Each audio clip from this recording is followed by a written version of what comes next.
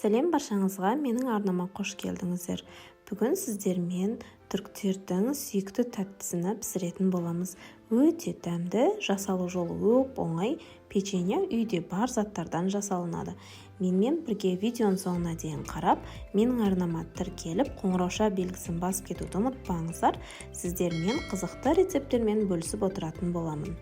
Ең алдымен біз печеньеға қажет болатын сиропын дайындаймыз. Қантқа суды араластырып, баяу отта бір қайнап шыққанша араластыратын боламыз. Қайнаған соң өшіріп, бөлме температурасында суытамыз. Енді печеньенің қамырын дайындаймыз. Ең алдымен жұмыртқаға қантты салып, венчикпен араластырып алатын боламыз. Жақсылап араластырып, оның үстіне бөлме температурасында жұмсап тұрған сары майды саламыз, сұйық майды саламыз. Барлығын жақсылап, тағы да араластыратын боламыз. Кішкене араластырып, енді оның үстіне електен өткізілген ұнды саламыз. Ұнның барлығын салмадым, кішкене жартысını алып қойдым. Енді қопсытқыш ванилинді қосамыз. Үстіне ас қасығында тола 3 ас қасық какаоны саламыз. Бірінші лопатканың көмегімен, сосын қолымызбен араластырып, жұмсақ қамыр илеп аламыз. Қамыр бізде өте жұмсақ, үгітілмелі қамыр болып шығады. Май арасында қосылған болғандықтан солай үгітілмелі болып шығуы қажет. Енді осыдан қолымызбен домалақтар жасап аламыз. Үлкен кішілігі өздеріңіздің қалауларыңызға қарай. Дәл осындай домалақтар жасап аламыз. Пергамент салынған листке жайғастырып шығамыз. 180 градуста қызып тұрған пеште 20-25 минут уақытта пісіріп алатын боламыз.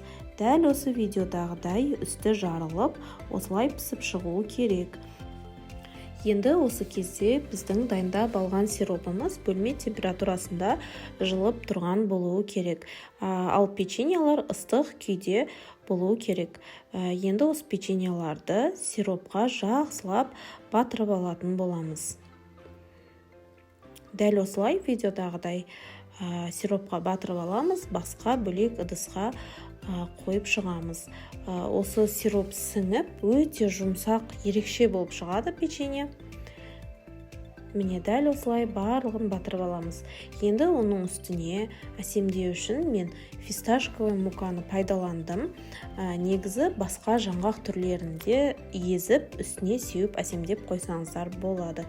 Бірден дастарханға тартуға болады. Өте дәмді, үгітілмелі печенье болып шығады. Жасап көріңіздер, сіздерге отбасыларыңызға ұнайды деп ойлаймын.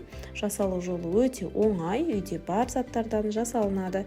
Видео ұнаса, лайк басып, пікір қалдырып, менің арнама тіркеліп кетуді ұмытпаңыздар. Менің арнамда тағы да басқа қызықты рецепттер бар, кіріп көрсеңіздер болады. Алда тағы да қызықты рецепттермен бөлісіп баратын боламын.